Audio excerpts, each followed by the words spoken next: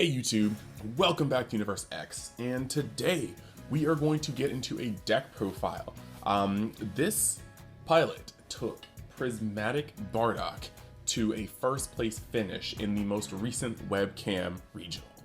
So yeah, I mean, it's a hot topic, it's a hot deck, and props where props are due. Got a soft spot because just pulling the leader in the anniversary box on video, having a close friend Chris from TCGMetalZ really pioneering some of those cards with the Toa leader. I am just very excited to dive into this deck and have a unique deck profile up. So right before that, we're gonna do all of the norms, okay? If you like the content, think about subscribing. We're gonna just keep doing more and more, and as this channel grows, just bigger and better things. But I love this game, I love Dragon Ball, and I just want to expand that as well as express that to all of the viewers. And next, just wanted to point out that if you haven't gone to any of the Facebook pages, whether it be the official Facebook group for the card game, where they give you the announcements, the spoilers, or the community group, where we just talk about the game that we love, visit those. Links will be in the description. I also have a Discord where you can talk with all of the homies, and on top of that, you can check out TCGMetalZ to look at your favorite metal cards, and if they're not your favorite yet, they're probably gonna be your favorite later. And what's more, you can put the code in UNIX, which is UNIX, into the checkout to get 10% off your entire order. So that all being said, I'm gonna switch over the cam, introduce our special guest, and then go into the deck profile. All right, so we are now at the deck profile portion of our video. And so, just like to see if our guest appearance can introduce himself and let us know what he accomplished over the weekend. So yeah, my name is Alejandro Perez, also known as Element through my YouTube channel. And we're here just because we won first place on Card Magica on the weekend. Excellent, excellent. Now, can we dive a little bit into which deck you decided to pilot to this finish? So I've been playing this deck since it came out, and it is the new SS4 Prismatic Bardock. And what honestly gave me the edge over every single person that plays this deck is this TCGmetalZ card from Chris. Thank you, Chris. Honestly, this was my good luck charm, so I'll leave it here for the video. And we play this leader because it can interact very well with different matchups, as long as you know what those interactions need to be. You need to be very understand your matchup to be able to pilot this deck correctly. And we'll go over the leader real quick. He has a permanent where he gets 2000 power for every color and your energy and or battle area, which is important for a couple of combos that we can do. It also reduces the combo cost and energy exhaust of multicolor cards with SS4 in their name, which is pretty cool. And on the Awaken side, it has a couple of autos, same permanent.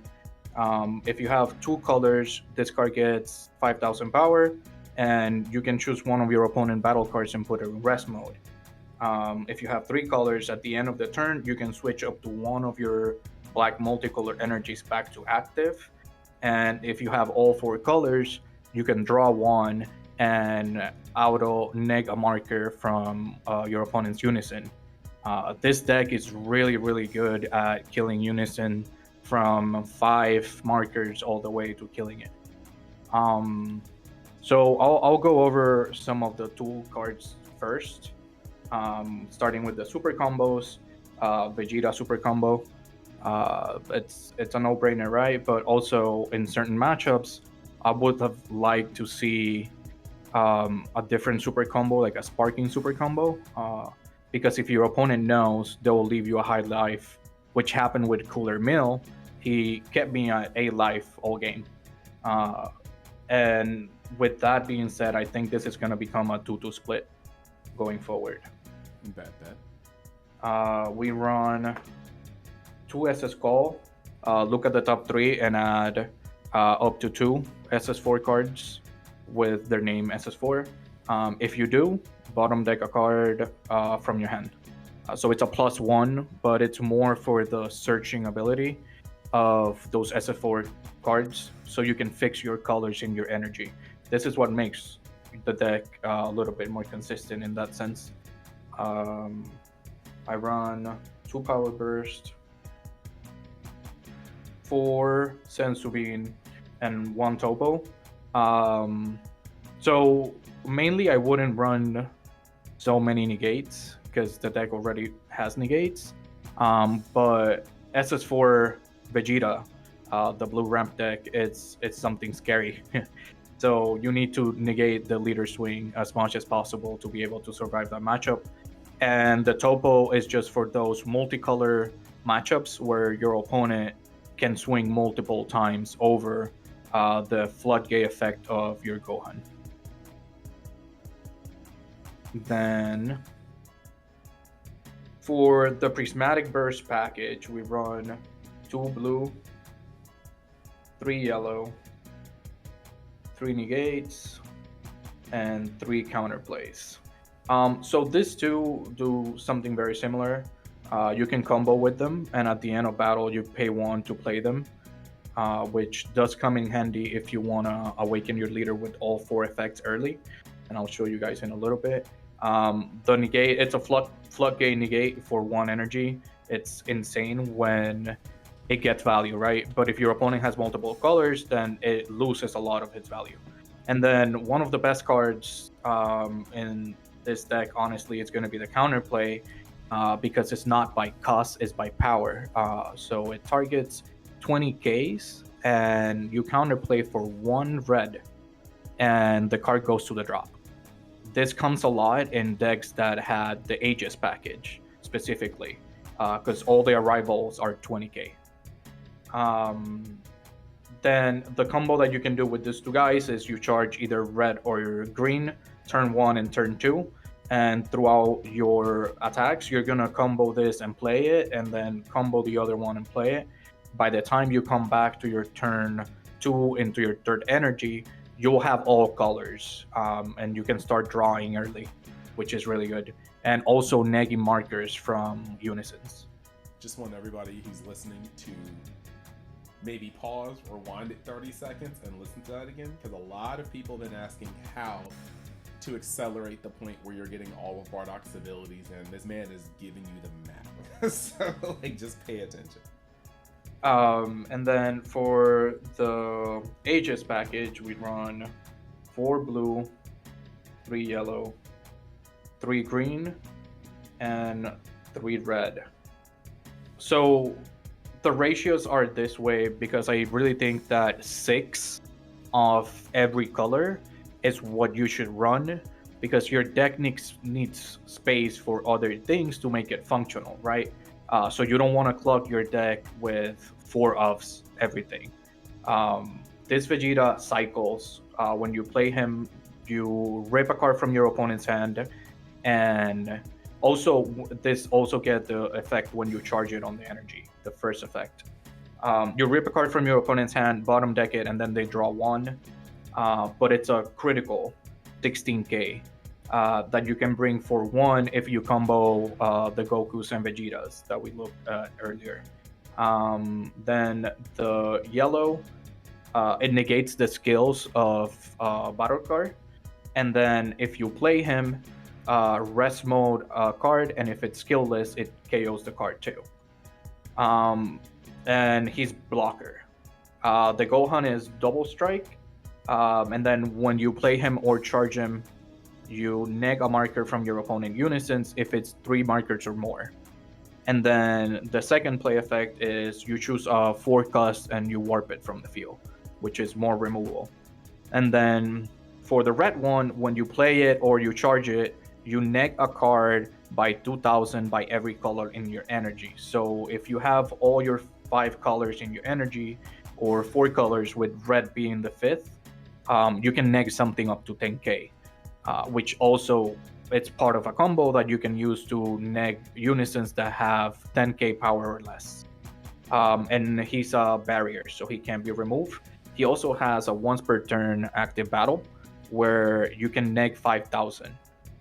It helps a lot when they're swinging one of your battle cards to neg them just to make them stay on the board a little bit more. I don't think there's much to say here. The main thing is that we play, if I can find it here, the 2 Rochis. And this is the guy that will allow you to do a lot of your combos. You can, if your opponent's a 5 marker, you can charge green, swing with your leader, and that's 3 markers there. But because the auto and the attack of the leader don't go right away, the attack from the leader doesn't go right away, you only take 2 markers down. So at that point, you can Roshi, grab the green one and play the green one and win, take him down to 2 markers, and then the attack from your leader will go through and will be down at 1 marker, which at that point, you could swing with absolutely anything and you will kill a unison with 5 markers. The other thing you could do is with the red Bardock, when they're swinging with something for game, and you don't have enough combo power, this becomes a 15k combo. It's a 5k, and then you pick red, play red for minus 10,000 something. So this card makes the deck very versatile, to be honest. Hot, it's hot. The tech is hot. And then for our boss monster, we played the real Spice. We all know. The OG Spice. The OG Spice. Oh, I need to take a drink. Hold up. It's getting my throat. It's so spicy. The OG Spice. I was a hater of this card for a long time. One, it was too expensive, and it does too much. So we turned to the dark side and we picked 2 of them up when they drop, when they announce the reprints. Cool combos you can do with this card is you can, on your turn 4, if you have a Sensu Bean and all 3 of them in your hand, you can play this Overwhelm for 6, then play the thwarting SS3 by grabbing Vegetas and Gokus from your warp, sending them over. If you're at 4 energy, you swing with something to restand the energy you pay, and then you pay 4 to play him. And that's a kill turn. That's whenever you're tapping your energy 100% is because you're going for the game. This deck wants to play a little bit more of a defensive game, and you want to be playing things on your opponent's turn, which it's important to know that all the battle cards are 16k, so Black Mass Cyan does nothing to them. And the big boss monster has like 5 effects if you have all 5 colors in your energy. He's 10k quadruple strike. He deals 1 damage, draws you 3 cards, warps 2 cards from the field, warps 2 cards from the hand, and it taps a card from your opponent's side, which means you can choose their energy. So if they're leaving 1 energy open, you can play that, tap their energy, and then sequence the autos. That's another thing. You choose the order of the autos. You don't have to go by the order of the card. Sleep. And for a little bit of blue hate, because I don't like blue players, is 2 of the True Fighting Spirit, Goku and Vegeta. They're also targets for your fusions.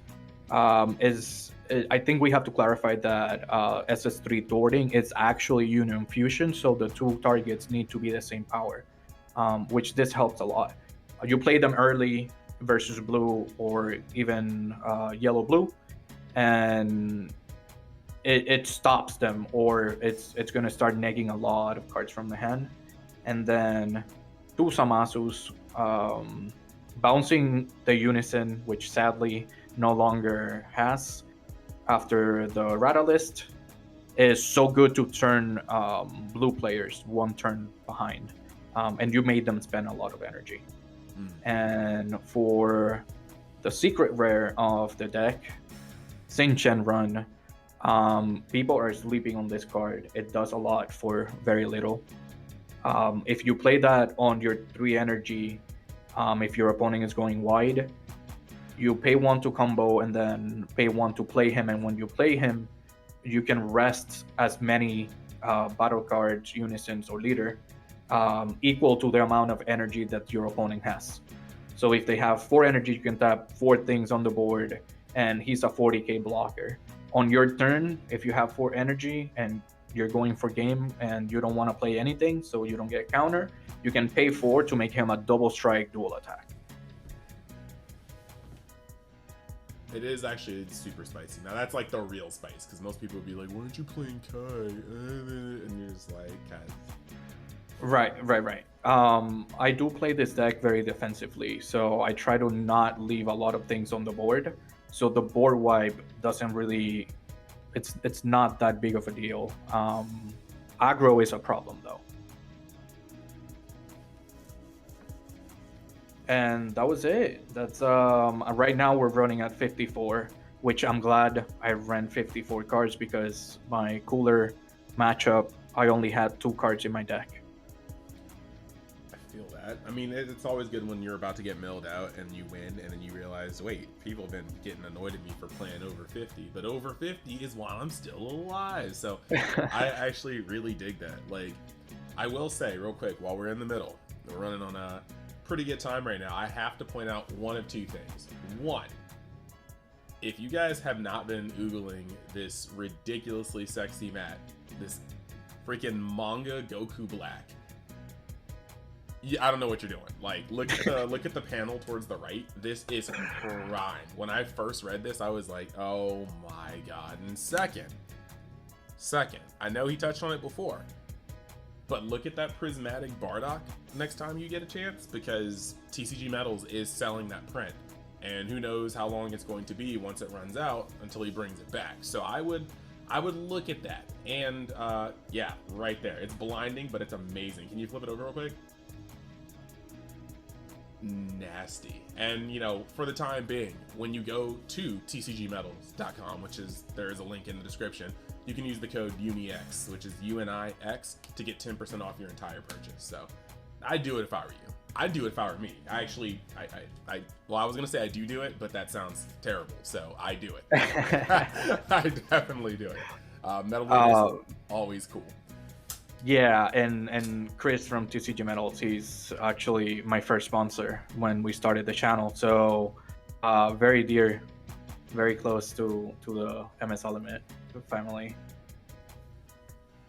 So yeah, I mean, it's pretty cool. So I mean, I guess moving on, my question is, this is the best of 1 tournament. How would you feel? Like, because there are certain decks that I feel like are better in best of 1 versus best of 3. And I do think that personally, this deck has so many ways you can grow. Like, even things like the Zamasus, they're techs, but you could switch that out for literally any other multicolored card just because of the nature of the deck's charging phases. So do you think this deck would be better or worse in best of 3 versus best of 1? Honestly, I think it would be a better deck on a best of 3 format, just because the deck has such a big engine that when you're building it, you're like, oh, but I want to put this, but you don't have the space. So best of 3 format lets you build the deck, cater to what you think you're going to see more of, and then build a solid side deck for those really hard matchups.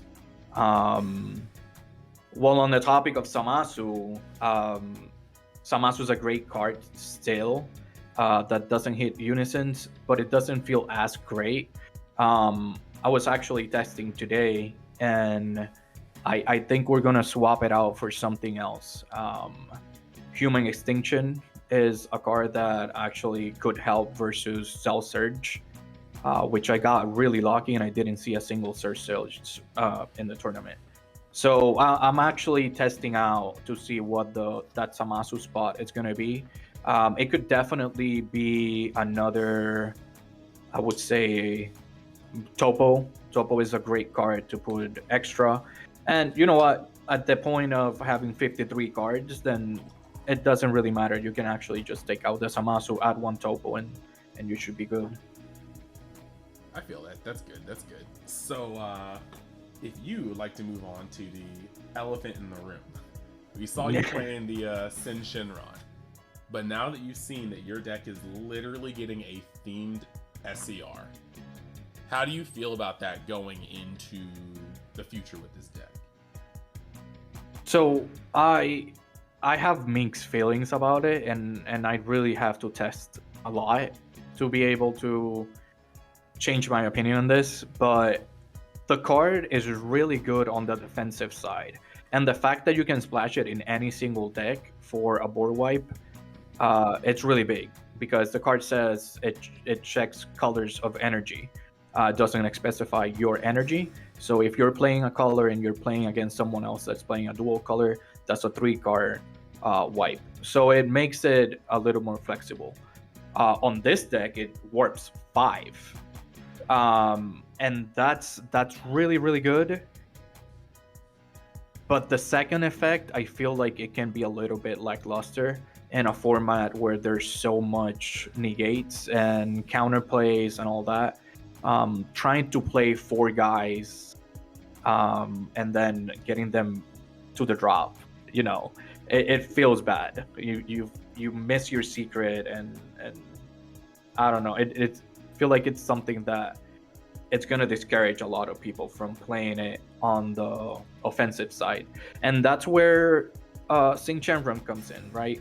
You can play it defensively, but then on your turn, it becomes an offensive if you pay the energy for it.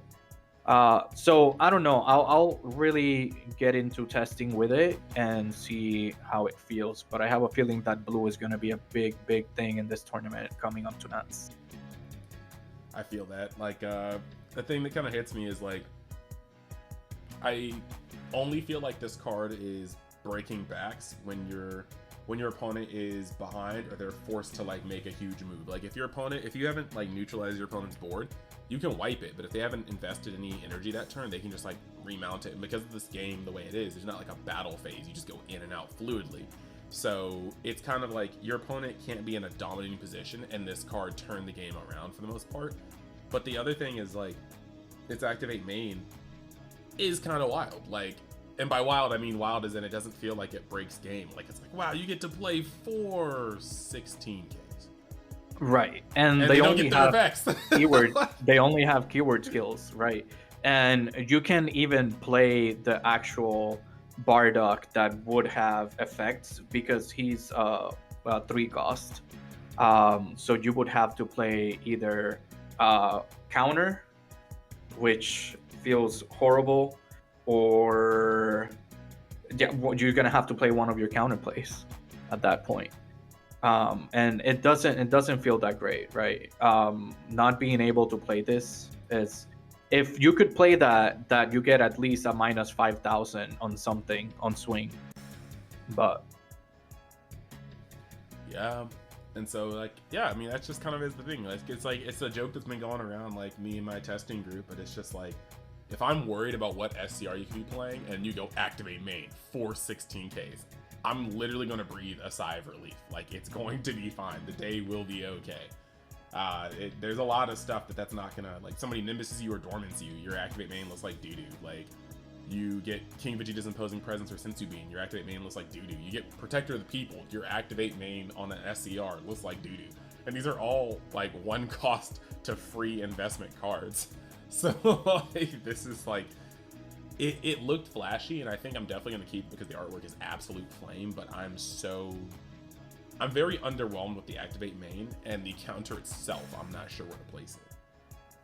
And I got excited. I almost cried. I saw it and I was like, oh, and then I read it and I was like, oh, that's busted. And then the reality kicked in and I was like, oh, damn. But no, you're right. And I'm not gonna lie, I spent like an hour searching cards to see if I could grab it back from my drop. Here, let me just search just real quick, see if I can recycle. If you can recycle it, okay, if you can use that effect multiple times, okay. Like, okay. Yeah, if you could recycle that card, that card would be busted.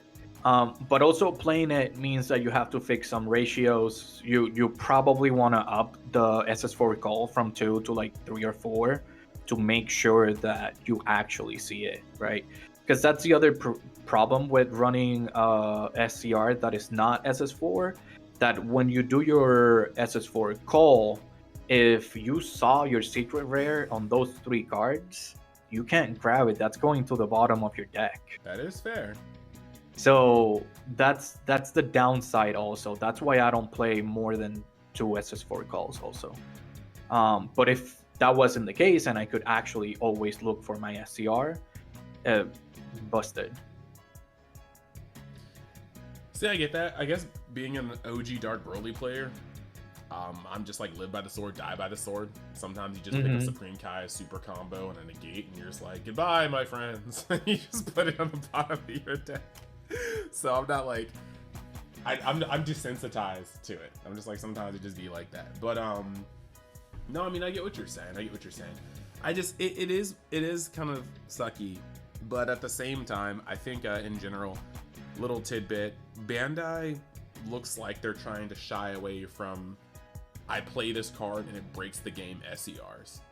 And I agree. Yeah, to a degree, that feels hurtful because you want your SCR to be the just biggest bomb in your deck. But I'm also going to say, like, the amount of times where I'm like, this man is dead, I have outplayed him, there is nothing he can do, and he's just like, sell Xeno, and rips like 3 crucial cards from my hand blindly and swings twice the quad strike. I've just been like, yeah, this is trash. Like, this is absolute garbage. Like, and they want to offer the handshake, good game, bro, and I'm just like, be a good person. Be a good person. So like, yeah, like, it's kind of bad because I do want these SCRs to like rock somebody's clock, but they're just that like cards like Cell Xeno, cards like Apex, like there's such huge swings of momentum. It's not even fair. Like look at Hatch. Hatch doesn't even win you game, but Hatch is the only card in the game that straight up says counter me or you will not win this turn. Right. And even that's impressive. Like a blue deck, they have those turns where you get hatched only if you press them, but they also have those turns where they're like, okay, I'm gonna completely go balls to the walls, I'm gonna use all 6 of my energy or 7 of my energy depending on how Sensu Beam plus my leader skill on turn 4, and I'm gonna press you as hard as I can. And when I tap out in a blue deck with like 4 cards in graveyard, so you know I ain't sparking negating, you know you're about to get hatched, and then this entire field will still be on the field when I untap.